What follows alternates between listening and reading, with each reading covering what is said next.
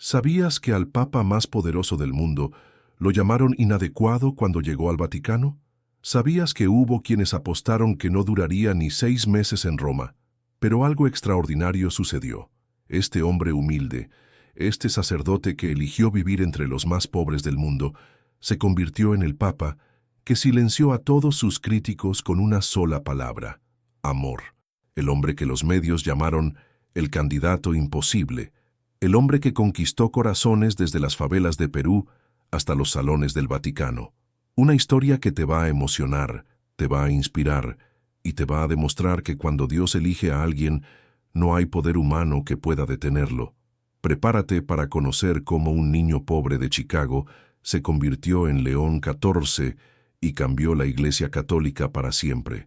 Antes de continuar con esta historia emocionante, suscríbete al canal y deja en los comentarios de dónde estás viendo. Estoy seguro de que mi historia tocará tu corazón. Todo comenzó en un pequeño apartamento de Bronzeville, Chicago, donde cada noche se escuchaban 3 idiomas diferentes. El padre de Robert hablaba italiano con acento siciliano, contando historias de su juventud en una isla donde la pobreza era tan real como el viento del mar. La madre, una mujer extraordinaria de sangre latina, española y africana, llenaba la casa con melodías en español y relatos de tierras lejanas donde sus ancestros habían luchado por sobrevivir.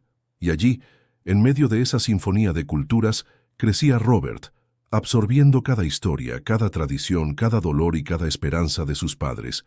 Era un niño que desde pequeño entendía que el mundo era mucho más grande y complejo de lo que veían sus compañeros de escuela. Su madre trabajaba limpiando oficinas durante la noche para pagar el alquiler. Su padre cargaba cajas en un almacén desde el amanecer hasta el atardecer, pero todas las noches, sin excepción, se reunían alrededor de la mesa familiar para cenar juntos y rezar el rosario. En esos momentos Robert aprendió algo que marcaría toda su vida, que la verdadera riqueza no estaba en lo que tenías, sino en a quién amabas. Los maestros en la escuela notaron algo especial en este niño. Era brillante en matemáticas, pero había algo más. Cuando veía a un compañero siendo molestado, Robert intervenía. Cuando alguien no tenía almuerzo, compartía el suyo. Cuando los maestros necesitaban un voluntario para ayudar, Robert siempre levantaba la mano primero. «Ese niño tiene algo diferente», le dijo su maestra de 4º grado a su madre. «No sé cómo explicarlo, pero parece que lleva una luz especial adentro». Robert era el estudiante estrella en matemáticas de su preparatoria. Los profesores universitarios ya se peleaban por reclutarlo. Tenía un futuro brillante, asegurado como científico o ingeniero, pero durante su último año de secundaria, algo cambió. No fue una visión dramática, no fue una voz del cielo, fue algo mucho más sutil y poderoso, una paz profunda que sintió durante una misa dominical. Estaba allí, sentado en la misma banca donde había rezado desde niño, cuando de repente entendió algo con total claridad. Dios lo estaba llamando. Sus padres se miraron en silencio cuando les contó su decisión. Su madre comenzó a llorar, pero no de tristeza. «Siempre lo supe», susurró en español. «Desde que eras pequeñito, siempre supe que el Señor tenía planes especiales para ti». Su padre, hombre de pocas palabras, simplemente se acercó y lo abrazó fuerte. «La familia estará orgullosa, figlio mío». Pero los consejeros de la preparatoria no entendían. «Robert, tienes un futuro brillante en las ciencias», le insistían. «¿Por qué desperdiciar tu talento?». Lo que no comprendían es que, para Robert, usar su inteligencia para servir a Dios no era desperdiciar nada. Era exactamente la razón por la cual Dios le había dado esa inteligencia. El Seminario Menor de los Agustinos en Chicago fue su primer paso hacia algo que ni él mismo podía imaginar. Pero desde el primer día, Robert se destacó de una manera que incomodaba a algunos e inspiraba a otros. En el seminario, Robert no era como los demás jóvenes. Mientras otros venían de familias católicas tradicionales de clase media, él traía las calles de Chicago en su corazón. Mientras otros hablaban de teología en términos abstractos, él siempre preguntaba: «Pero, ¿cómo ayuda esto a la señora que no tiene que comer?». Sus profesores no sabían qué hacer con él. Era brillante, eso era indiscutible. Dominaba el latín más rápido que cualquier estudiante que hubieran visto. Sus ensayos de teología eran profundos y originales. Pero había algo en su manera de cuestionar que los ponía nerviosos. «Padre», preguntaba durante las clases de moral, «si Jesús pasó su tiempo con los pobres y marginados, ¿por qué nosotros pasamos tanto tiempo en aulas cómodas hablando de ellos en lugar de estar con ellos?» Era una pregunta que cortaba como cuchillo, una pregunta que exponía una contradicción que muchos clérigos preferían ignorar.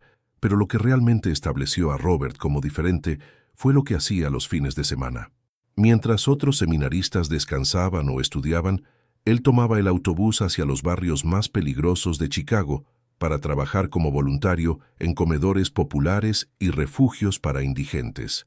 «No entiendo», le dijo uno de sus compañeros. «¿Por qué te metes en esos lugares peligrosos?»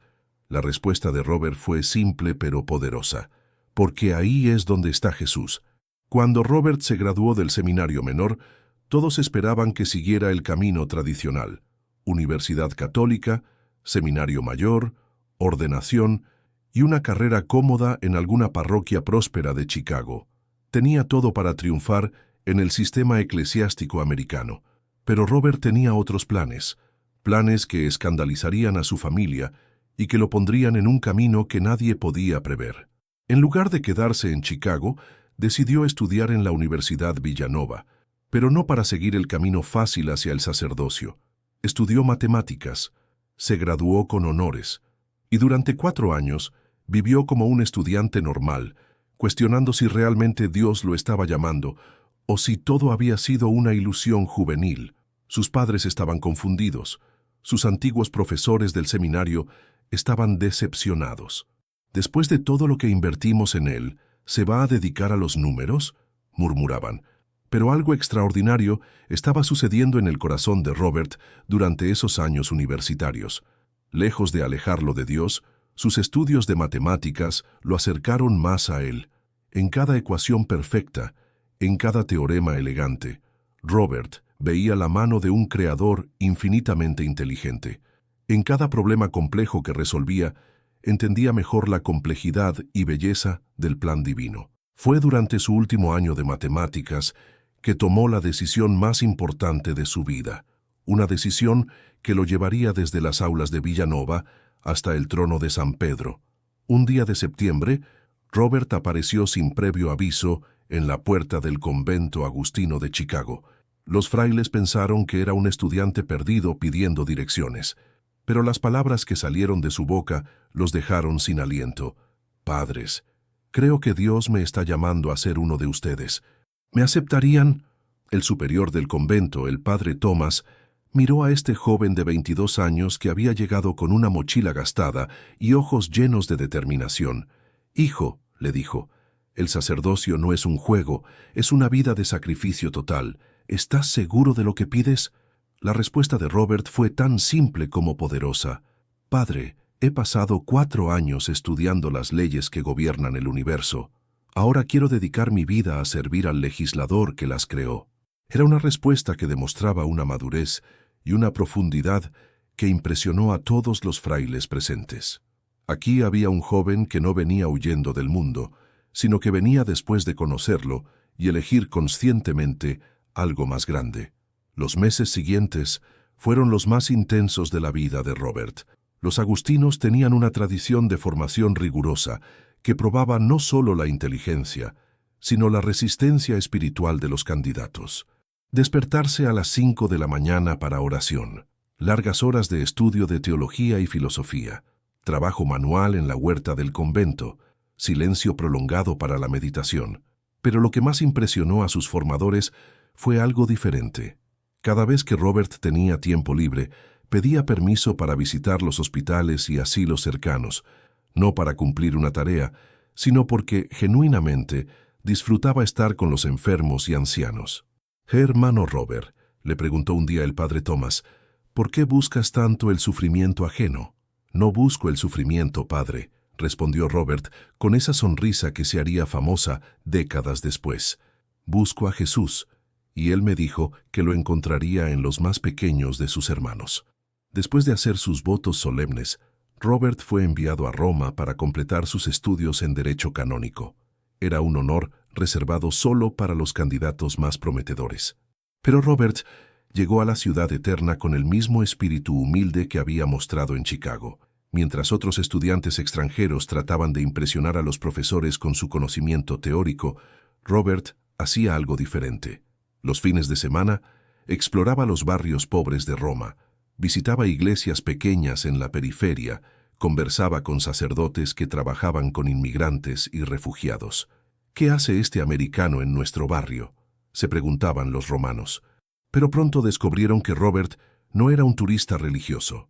Era un joven sacerdote que realmente quería entender cómo vivía la gente común, cómo experimentaban su fe, cuáles eran sus luchas reales. Sus profesores en la Universidad Pontificia comenzaron a notar algo especial. Robert no solo memorizaba las leyes canónicas, las entendía en un nivel profundo. Cuando estudiaba sobre matrimonio, visitaba parejas jóvenes para entender sus desafíos. Cuando aprendía sobre justicia social, trabajaba como voluntario en comedores populares. Cuando leía sobre misión, soñaba con lugares lejanos donde pudiera servir. Fue durante esos años en Roma que Robert tomó una decisión que cambiaría no solo su vida, sino el destino de miles de personas. Una decisión que muchos considerarían una locura, pero que Dios usaría para prepararlo para algo infinitamente más grande. Cuando Robert se graduó con honores en Derecho Canónico, tenía el mundo a sus pies. Las mejores universidades católicas de Estados Unidos querían contratarlo como profesor. Las diócesis más importantes le ofrecían posiciones prestigiosas. Incluso el Vaticano había mostrado interés en su trabajo. Pero Robert sorprendió a todos con una decisión que nadie vio venir. Pidió ser enviado como misionero a Perú, no a Lima, la capital cosmopolita, no a Cusco, con su historia turística. Pidió ser enviado a Chulucanas, una región tan pobre y remota que muchos cardenales ni siquiera sabían que existía. Sus superiores pensaron que había perdido la razón. Robert, le dijeron, tienes un futuro brillante. ¿Por qué enterrarte en ese lugar olvidado? La respuesta de Robert fue tan simple como revolucionaria. Porque Jesús no se graduó en las mejores universidades para vivir en palacios. Se hizo pobre para estar con los pobres. Yo quiero seguir sus pasos. Era una respuesta que no tenía lógica humana, pero tenía una lógica divina, que pronto se revelaría de maneras increíbles. Cuando Robert llegó a Chulucanas, se encontró con una realidad que ningún libro de seminario había podido prepararle. Aquí había familias que vivían en casas de adobe con piso de tierra, niños que caminaban descalzos porque no tenían zapatos, madres que oraban el rosario pidiendo que hubiera comida para el día siguiente. Pero también descubrió algo que lo cambió para siempre. Una fe tan pura, tan auténtica, tan poderosa, que lo dejó humillado. Estos campesinos, que no tenían educación formal, entendían el Evangelio de una manera que lo asombraba. Su relación con Dios era directa, personal, real como el aire que respiraban. Robert no llegó como el salvador americano que iba a enseñarles. Llegó como el estudiante que venía a aprender. Y aprendió. Aprendió que la verdadera pobreza no era no tener dinero, sino no tener amor. Aprendió que la verdadera riqueza no estaba en los bancos, sino en la comunidad. Aprendió que la verdadera sabiduría no venía de los libros, sino de vivir el Evangelio cada día. En cuestión de meses, Robert hablaba español con fluidez. No el español académico que había estudiado, sino el español del corazón, lleno de expresiones cariñosas y modismos locales. Los peruanos lo adoptaron como uno de los suyos. Para ellos no era el padre americano, era padre Robertito, el sacerdote que había cruzado océanos para amarlos. Pero lo que realmente conquistó sus corazones fue su manera de vivir. Robert no solo celebraba misa los domingos, trabajaba en los campos con los campesinos durante la semana. Comía en sus mesas humildes. Cuando había una emergencia médica, él mismo manejaba la camioneta para llevar enfermos al hospital más cercano, a horas de distancia. Los años en Perú transformaron a Robert de maneras que sus superiores en Estados Unidos no esperaban. Cuando regresó temporalmente a Chicago como provincial de los agustinos, trajo consigo ideas que revolucionarían la orden religiosa. Su primera reforma fue radical. Exigió que todos los gastos de la provincia fueran públicos y transparentes. Cada donación, cada expenditure, cada decisión financiera debía ser conocida por todos los miembros de la comunidad. Era una transparencia que incomodó a algunos, pero que se convirtió en modelo para otras órdenes religiosas. Su segunda reforma fue aún más controversial. Insistió en que ningún agustino podía vivir en lujo mientras hubiera pobres en sus parroquias. Los conventos lujosos fueron convertidos en centros de servicio social. Los automóviles caros fueron vendidos y el dinero donado a programas de alimentación. «Hermano Robert está llevando las cosas demasiado lejos», murmuraban algunos frailes más tradicionalistas. La iglesia siempre ha tenido cierta dignidad en sus instalaciones, pero Robert no cedía. ¿Qué dignidad hay en dormir en camas caras mientras los niños duermen en el suelo?, respondía con esa firmeza suave que se convertiría en su sello personal. Lo que sus críticos no entendían es que Robert no estaba destruyendo la tradición, la estaba purificando. Estaba regresando a las raíces originales de San Agustín, quien había vendido todo lo que tenía para dárselo a los pobres. Cuando Robert fue elegido prior general de todos los agustinos del mundo, muchos pensaron que era demasiado joven, demasiado radical, demasiado americano, para una orden con casi 2000 años de historia europea. Se equivocaron completamente. Durante sus 12 años como prior general, Robert transformó a los agustinos en una de las órdenes más respetadas y eficaces del mundo católico. Pero no lo hizo con decretos autoritarios o cambios impuestos desde arriba. Lo hizo de la única manera que conocía, con ejemplo personal. Visitó personalmente cada provincia agustina en el mundo. No llegaba con comitivas elegantes ni se hospedaba en hoteles lujosos. Llegaba solo con una pequeña maleta y se quedaba en los conventos locales, comiendo la misma comida que los frailes, durmiendo en las mismas camas sencillas, participando en todos los trabajos comunitarios. En África, trabajó codo a codo con agustinos que atendían enfermos de SIDA. En Asia aprendió sobre budismo y hinduismo para entender mejor cómo dialogar con otras religiones. En Europa, confrontó con amor pero firmeza a comunidades que se habían vuelto demasiado cómodas en su tradición. Pero fue su regreso a América Latina lo que realmente reveló la grandeza de este hombre. Robert no solo regresó a Perú como visitante, regresó como alguien que había aprendido que su corazón pertenecía tanto a Chicago como a los Andes peruanos. Mientras Robert servía como prior general, algo extraordinario estaba sucediendo en Roma. El Papa Francisco había estado observando silenciosamente a este agustino americano que manejaba crisis con sabiduría, que unía culturas con amor, que resolvía conflictos con paciencia. Cuando se abrió la posición de obispo de Chiclayo en Perú, Francisco sabía exactamente a quién llamar, pero la propuesta le llegó a Robert como un rayo: dejar la seguridad de su posición internacional para convertirse en pastor de una de las diócesis más pobres de América Latina. Sus consejeros le dijeron que era un retroceso en su carrera. Sus amigos americanos no entendían por qué iba a enterrarse en Perú otra vez. Incluso algunos agustinos cuestionaron la decisión. Pero Robert sabía algo que ellos no sabían. Sabía que Dios lo estaba preparando para algo más grande, algo que requería que entendiera profundamente no solo la pobreza material, sino la riqueza espiritual de los pueblos latinoamericanos. Su despedida como prior general fue emotiva. Había transformado la orden, había inspirado a miles de frailes, había demostrado que el liderazgo auténtico viene del servicio, no del poder. Pero él estaba listo para el siguiente capítulo de su vida. Cuando Robert llegó a Chiclayo como obispo, se encontró con una diócesis en crisis.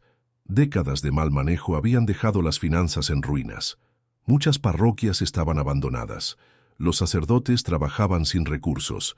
Los fieles habían perdido la confianza en la institución. Pero Robert no llegó como el salvador extranjero que iba a arreglar todo. Llegó como el hermano mayor que venía a trabajar junto con todos para reconstruir su casa común. Su primera decisión fue radical. Vendió la casa episcopal lujosa y se mudó a una casita sencilla en el barrio más pobre de la ciudad. Su segunda decisión fue aún más impactante. abrió completamente los libros financieros de la diócesis. Todo el mundo podía ver exactamente cómo se gastaba cada sol de las donaciones. «Hermanos», les dijo en su primera carta pastoral escrita tanto en español como en quechua, «si queremos que la gente confíe en nosotros, tenemos que ser dignos de esa confianza. La transparencia no es opcional, es un mandamiento». Los resultados fueron inmediatos y sorprendentes. Las donaciones aumentaron. Los jóvenes regresaron a las iglesias.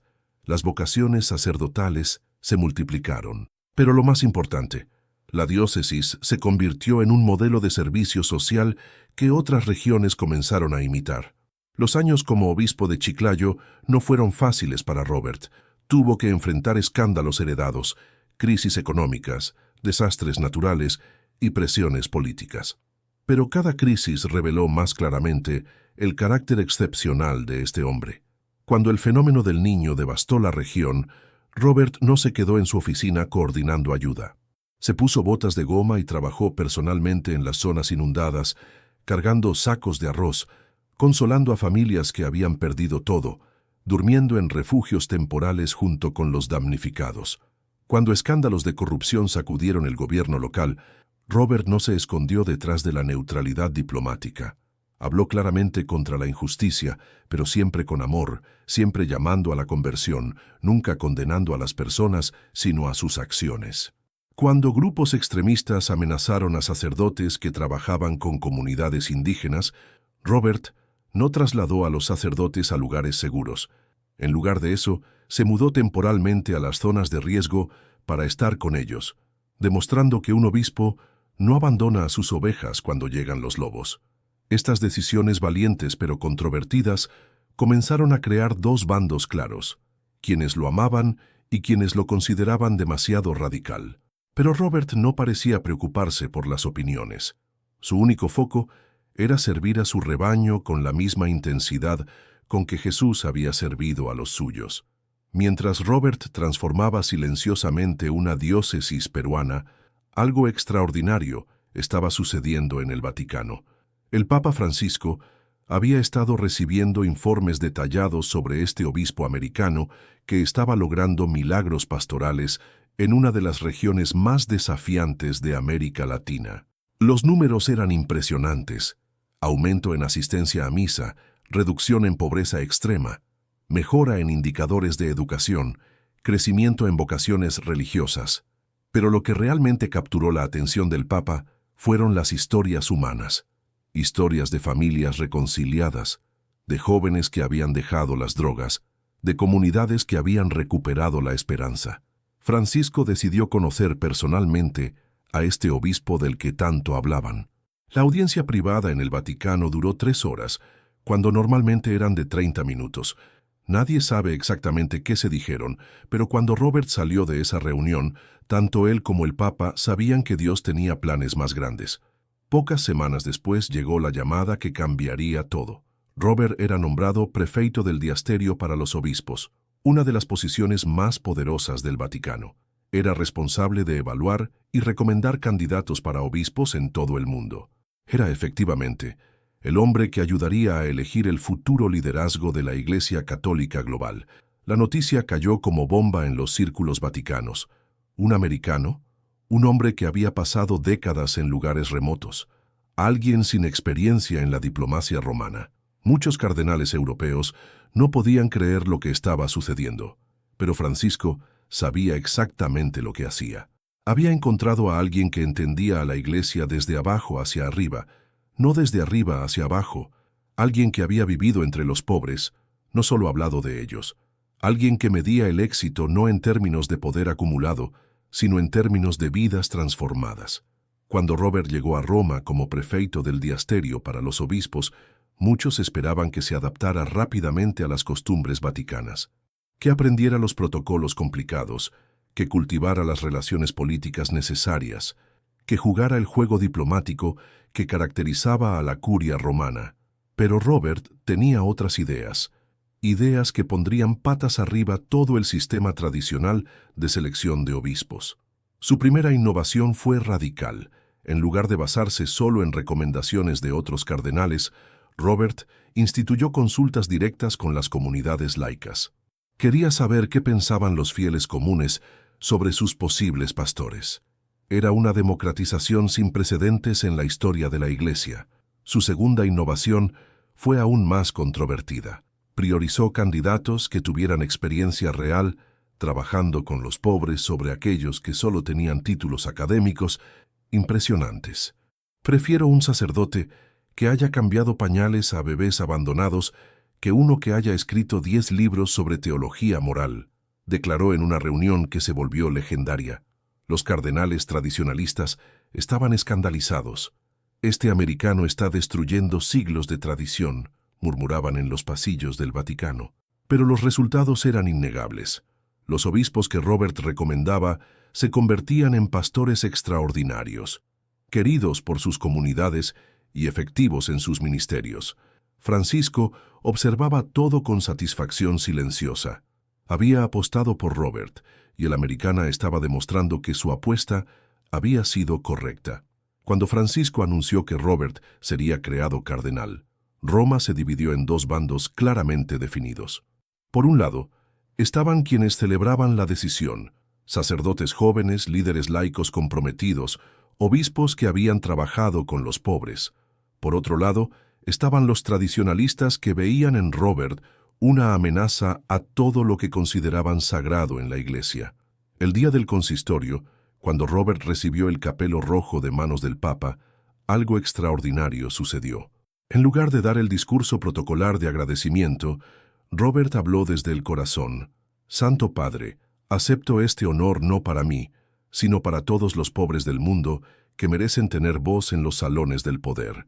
Acepto esta responsabilidad, sabiendo que cada decisión que tome será juzgada no por los poderosos de este mundo, sino por aquel que eligió nacer en un establo».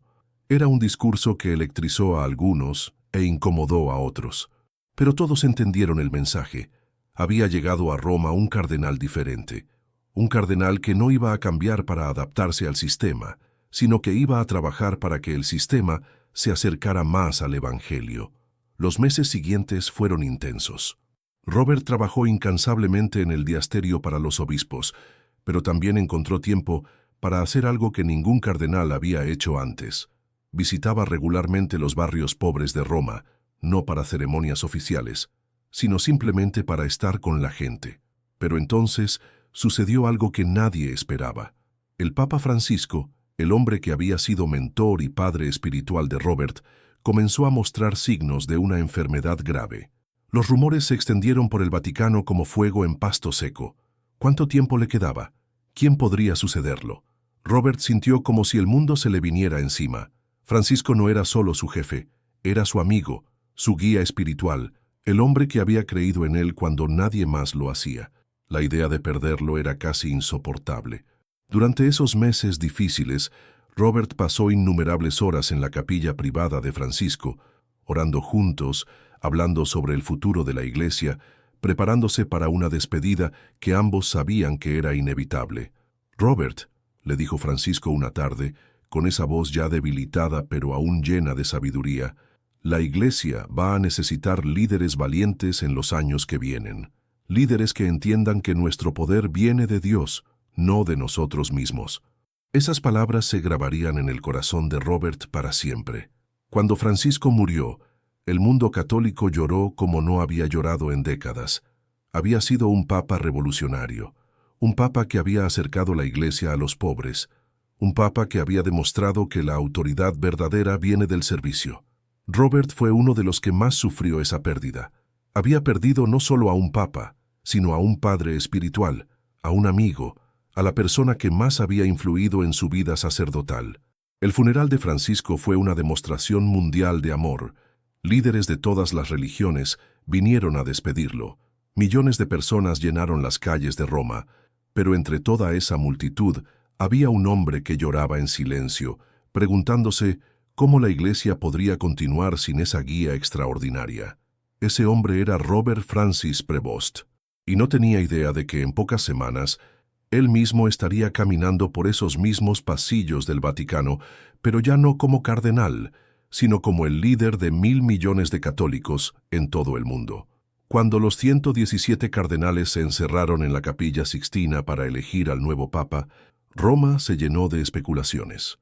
Los medios internacionales habían identificado a los favoritos: cardenales europeos con décadas de experiencia diplomática, africanos carismáticos que representaban el futuro demográfico de la Iglesia, latinoamericanos que continuarían el legado de Francisco. Robert Francis Prevost no aparecía en ninguna lista de favoritos. Los expertos lo mencionaban apenas como una posibilidad remota. Las casas de apuestas le daban las probabilidades más bajas. Los periodistas veteranos del Vaticano ni siquiera habían preparado biografías sobre él. Pero adentro de la Capilla Sixtina, algo completamente diferente estaba sucediendo. Los cardenales que conocían personalmente a Robert comenzaron a hablar de él con una pasión que sorprendió a todos los demás. El cardenal africano que había trabajado con él en programas de desarrollo hablaba de su compromiso auténtico con los pobres. El cardenal asiático, que había sido testigo de su capacidad de diálogo interreligioso, describía su sabiduría excepcional. El cardenal europeo, que había visto su trabajo administrativo, elogiaba su transparencia radical. Pero lo que realmente cambió las mentes fue el testimonio del cardenal Tagle de Filipinas. Con lágrimas en los ojos, contó cómo Robert había volado personalmente a Manila durante un tifón devastador, no para una visita oficial, sino para trabajar día y noche en los refugios de emergencia, cargando agua y consolando a las familias que habían perdido todo. «Hermanos», dijo Tagle con voz temblorosa, «he conocido muchos hombres santos en mi vida, pero nunca he conocido a alguien que viva el Evangelio con tanta autenticidad como Robert Prevost. Si queremos un papa que enseñe al mundo cómo amar, él es nuestro hombre». La primera votación fue dispersa, como era de esperarse. Los votos se dividieron entre varios candidatos fuertes. Robert recibió apenas 12 votos, suficientes para mostrar que tenía apoyo, pero no suficientes para considerarlo un contendiente real. Pero algo extraordinario comenzó a suceder durante los recesos entre votaciones. Los cardenales que habían votado por otros candidatos comenzaron a acercarse a quienes habían votado por Robert. Querían entender qué había en este americano silencioso que inspiraba tanta lealtad. Las conversaciones eran reveladoras. Un cardenal después de otro compartía experiencias personales con Robert, cómo había mediado en conflictos aparentemente imposibles, cómo había consolado a familias en crisis, cómo había encontrado soluciones creativas a problemas que parecían no tener respuesta. «No es solo que sea bueno», explicaba el cardenal mexicano que había trabajado con él en temas de inmigración, «es que es auténtico de una manera que ya casi no se ve en el mundo. Cuando habla de amar a los pobres, no está repitiendo una frase bonita, está hablando de su vida diaria». La segunda votación mostró un cambio dramático. Robert subió a 30 votos. La tercera votación lo llevó a 52. Para la cuarta votación, algo histórico estaba a punto de suceder. Cuando el último voto fue contado en la cuarta votación, un silencio profundo llenó la Capilla Sixtina. Robert Francis Prevost había recibido 83 votos, mucho más de los 78 necesarios para ser elegido papa. El cardenal decano se acercó lentamente a Robert, quien estaba sentado con la cabeza inclinada, claramente abrumado por lo que acababa de suceder. «¿Aceptas tu elección canónica como sumo pontífice?», preguntó con voz solemne. Robert levantó la cabeza, miró alrededor de la capilla a todos esos hombres que acababan de depositar en él la confianza más sagrada de la Iglesia, y respondió con voz clara pero temblorosa: «Acepto, y tomo el nombre de León XIV». La elección del nombre sorprendió a todos. León XIII había sido el papa de la doctrina social moderna, el papa que había defendido los derechos de los trabajadores durante la Revolución Industrial. Era una declaración clara de intenciones. Este nuevo papa iba a continuar y amplificar esa tradición de defensa de los más vulnerables. Pero lo que sucedió después fue aún más extraordinario. En lugar de la celebración protocolar usual, Robert pidió un momento de silencio para orar por Francisco, por la Iglesia y por el mundo que ahora él tendría que servir. Cuando terminó esa oración, se acercó personalmente a cada uno de los 117 cardenales para abrazarlos y pedirles su apoyo y sus oraciones. Muchos de esos cardenales, incluso aquellos que habían votado por otros candidatos, salieron de la Capilla Sixtina con lágrimas en los ojos. Habían presenciado algo excepcional, la elección de un papa que era tan humilde después de ganar como había sido antes de competir. Cuando el cardenal Mamberti apareció en el balcón central de San Pedro para anunciar «Habemus Papam», más de 100.000 personas llenaban la plaza, y millones más estaban viendo por televisión en todo el mundo. «Annuntio vobis gaudium magnum, habemus papam», comenzó Mamberti con la fórmula tradicional. Pero cuando llegó a la parte del nombre, hubo una pausa que pareció eterna. «Eminentissimum ac reverendissimum Dominum, Dominum Robertum Franciscum, Sanctae Romanae, Ecclesiae Cardinalem Prevost, qui sibi nomen imposuit Leonem XIV». El silencio que siguió fue ensordecedor. Nadie en esa multitud había esperado ese nombre. Los comentaristas de televisión luchaban por encontrar información básica sobre el nuevo papa. Los expertos vaticanos estaban claramente sorprendidos. Pero cuando Robert, ahora León XIV, apareció en el balcón, algo mágico sucedió. A pesar de que la multitud no sabía quién era, a pesar de que no era uno de los favoritos conocidos, hubo algo en su presencia que inmediatamente conquistó corazones. Tal vez fue su sonrisa genuina, tal vez fue la manera como saludó con ambas manos, como si estuviera abrazando a cada persona en esa plaza. Tal vez fue el hecho de que claramente estaba emocionado y un poco abrumado, mostrando una vulnerabilidad humana que contrastaba con la compostura perfecta que usualmente caracterizaba estos momentos. Cuando León XIV comenzó a hablar, primero en italiano y luego en español, su voz temblaba ligeramente. No era el discurso pulido de un político eclesiástico. Era el mensaje sincero de un pastor que acababa de recibir la responsabilidad más grande del mundo y que estaba pidiendo ayuda para cumplirla. «Hermanos y hermanas», dijo con esa simplicidad que se convertiría en su marca personal, «oren por mí, para que pueda ser el servidor de ustedes que Dios quiere que sea». Lo que sucedió en los días siguientes a su elección estableció el tono para todo el pontificado de León XIV. Mientras la tradición dictaba que el nuevo papa debía permanecer en sus apartamentos privados recibiendo visitas oficiales, León XIV tenía otros planes. Su primera decisión sorprendió a todos. En lugar de mudarse a la Domus Sanctae Martae, donde había vivido Francisco, anunció que se instalaría en los apartamentos papales tradicionales del Palacio Apostólico, pero no por amor al lujo, sino por una razón que conmovió a todos. Quería estar físicamente en el mismo lugar donde habían vivido siglos de papas, para sentir el peso de esa historia y esa responsabilidad. Su segunda decisión fue aún más impactante.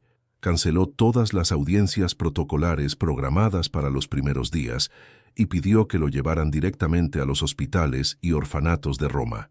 Quería conocer personalmente a los más vulnerables de su nueva ciudad antes de recibir a los más poderosos.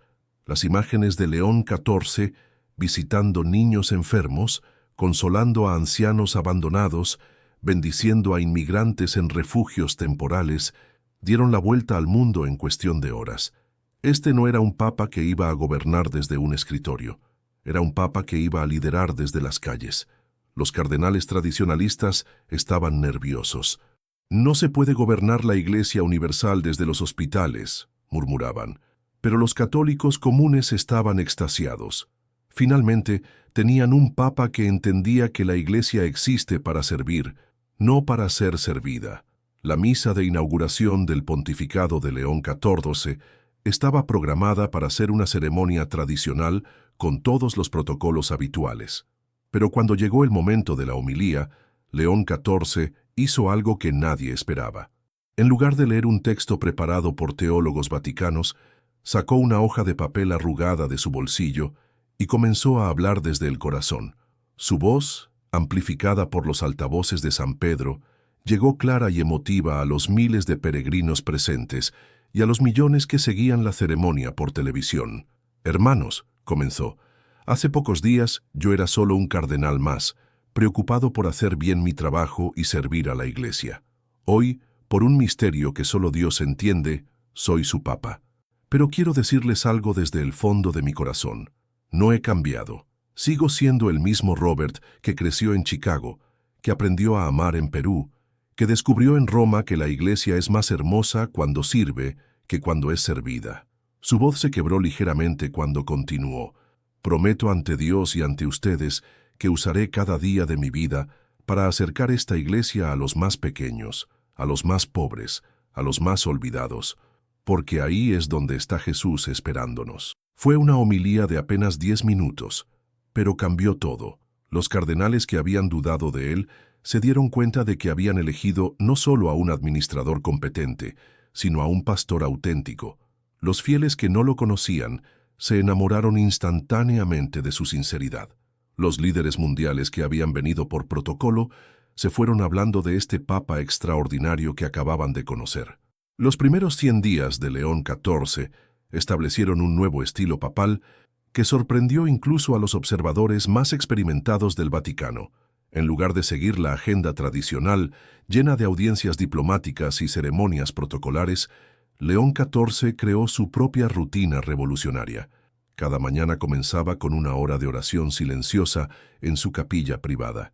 Luego desayunaba en la cafetería del Vaticano con empleados comunes, jardineros, secretarias, guardias suizos.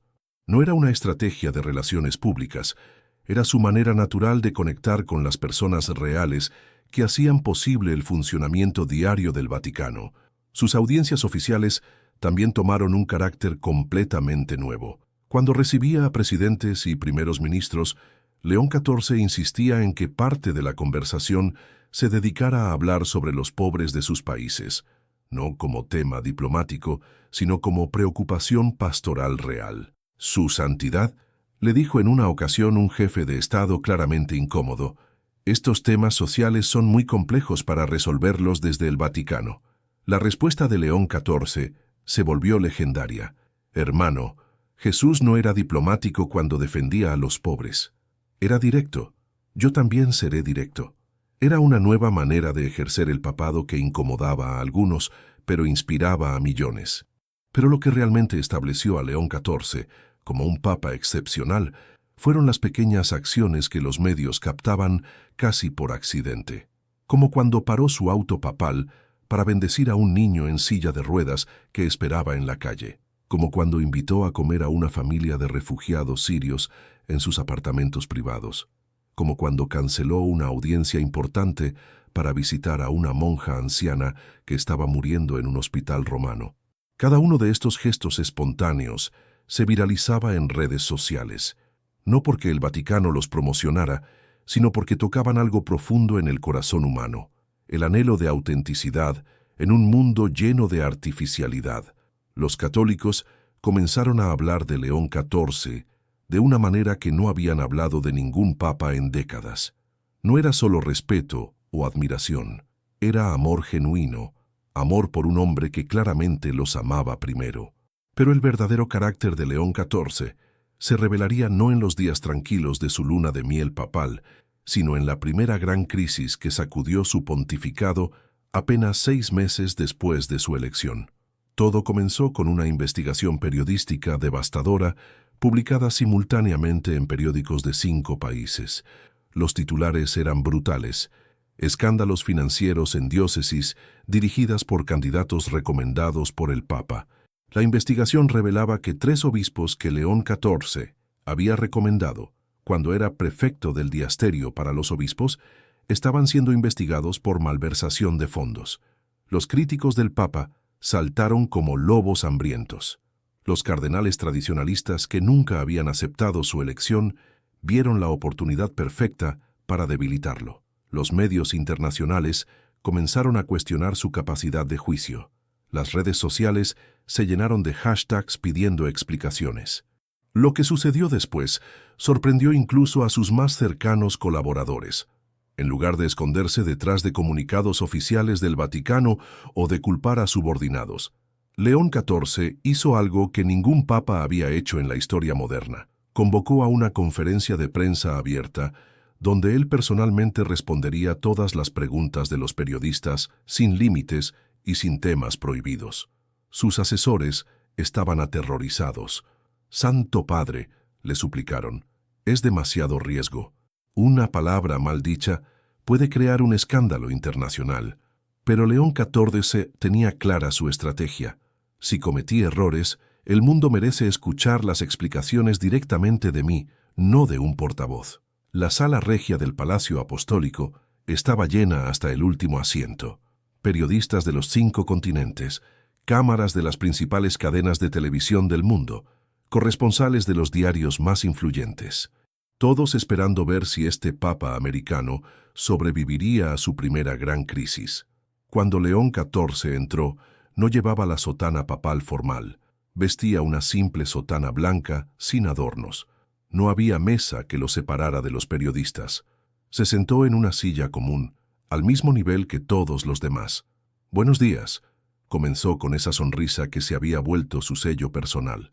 «Sé por qué están aquí, y tienen derecho a respuestas directas. Durante los próximos 60 minutos pueden preguntarme lo que quieran.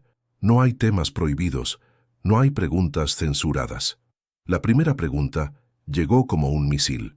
«Santo Padre, ¿cómo explica que 3 de los obispos que usted recomendó estén ahora bajo investigación por corrupción?» Pero León XIV hizo algo que dejó a todos boquiabiertos. «Tienen razón, me equivoqué. En esos 3 casos me dejé llevar por recomendaciones de terceros sin investigar lo suficiente por mí mismo. Pido perdón a esas comunidades y pido perdón a toda la Iglesia». Era una confesión pública de error que ningún papa había hecho jamás. Los periodistas se miraron unos a otros, claramente sorprendidos. Durante los siguientes 50 minutos, León XIV respondió cada pregunta con una honestidad que desarmó a todos sus críticos. Cuando le preguntaron sobre las finanzas del Vaticano, admitió que había heredado un sistema opaco y prometió transparencia total. La conferencia terminó con una imagen que dio la vuelta al mundo. León XIV de pie, con las manos extendidas hacia los periodistas, diciéndoles: «Hermanos, ustedes son los guardianes de la verdad en este mundo. Les pido que sean nuestros compañeros en esta búsqueda de la verdad». Esa noche, los noticieros de todo el mundo no hablaban de la crisis del Papa, hablaban del Papa que había revolucionado la comunicación vaticana con su humildad radical. Los meses siguientes revelaron reformas que transformaron completamente el Vaticano. León XIV creó un comité independiente de laicos para auditar todas las finanzas vaticanas. Estableció consultas obligatorias con comunidades laicas para seleccionar obispos. Eliminó privilegios especiales que no tuvieran función pastoral clara. Las resistencias fueron feroces, pero León XIV tenía aliados poderosos, los católicos comunes del mundo entero, que veían en estas reformas exactamente lo que habían esperado durante décadas. Hoy, mientras León XIV continúa su pontificado, su impacto trasciende todas las fronteras. Ha restaurado la credibilidad del liderazgo religioso en un mundo escéptico. Ha unido a la humanidad en torno a valores compartidos sin exigir uniformidad de creencias. Es Robert Francis Prevost, el niño pobre de Chicago que se convirtió en León XIV, y está escribiendo cada día una nueva página de la historia humana con la fuerza simple pero imparable del amor auténtico. Su historia continúa desarrollándose ante nuestros ojos, demostrando que cuando Dios elige a alguien, no hay poder humano que pueda detener el plan divino.